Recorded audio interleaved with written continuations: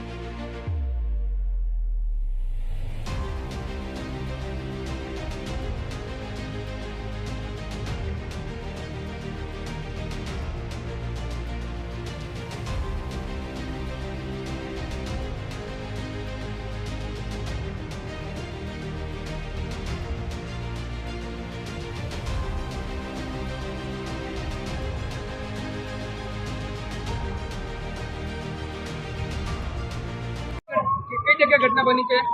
પાંડેસરામાં અન્નપૂર્ણા મિલમાં આગનો બનાવ બન્યો છે અને આજે આ મિલમાં રજા હતી એટલે સદનસીબે કોઈ કેઝ્યુઅલનો કોઈ બનાવ બન્યો નથી, પણ અત્યારે આગ શરૂ છે અને તમામ સુરત મહાનગરપાલિકાના તમામ સ્ટાફ, પોલીસ વિભાગ સંયુક્તપણે અત્યારે આગ બુઝાવવાની કોશિશ કરી રહી છે.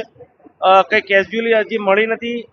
આગ ચાલુ છે અને તંત્ર સતત એલર્ટ છે, એટલે જેમ કંઈ આગ બુઝાય ને કંઈ કેઝ્યુઅલી આવશે તો આપને હું જાણ કરીશ, પણ સદનસીબે મિલ બંધ હતી એટલે કોઈ કેઝ્યુઅલી નથી. એ નોર્મલ ઈજા થઈ છે, સાવ નોર્મલ ઈજા થઈ છે. જ્યારે આગ જેવી શરૂ થઈ એમાં ભાગવામાં એને થોડી નોર્મલ ઈજા થઈ છે. નહીં. તો આજે તો રજા હતી, નાનું એવું રિનોવેશન ચાલતું હતું એવું વાત છે, પણ આપના માધ્યમથી જાણ થઈ, પણ પર્ટિક્યુલર શું વાત છે હજી મને ખ્યાલ નથી.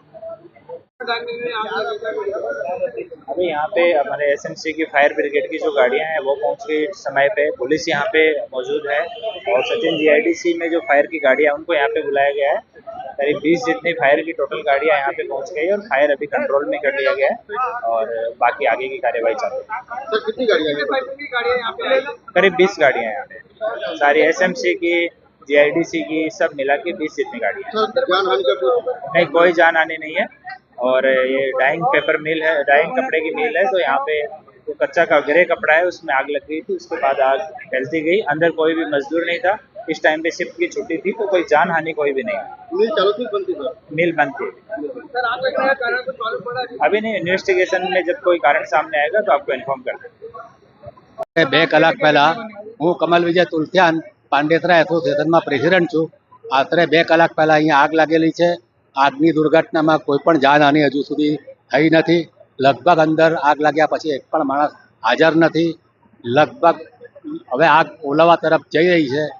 ફાયર રેસ્ક્યુ વર્ક ચાલુ છે અને આશા છે કે થોડી વારમાં આગ બુઝાઈ જશે. ઘટના ક્યારે બની?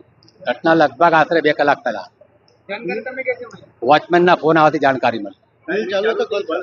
મિલ રાતપાળી બંધ થઈ ગયેલી હતી અને સવારે કંઈક ચાલુ કરવાની ફિકરમાં હશે એવું લાગે છે, પણ ચોક્કસ હજુ એની કોઈ અમારી પાસે માહિતી નથી. મજદૂરો અંદર કેટલા હતા? કઈ જાણકારી છે? ના, વર્કર સવારની પાળી બદલાવાથી કંઈ અંદર બહુ હતા નહીં. देखते रहे स्टार न्यूज नेटवर्क और बने रहे हमारे साथ। जय हिंद, जय भारत।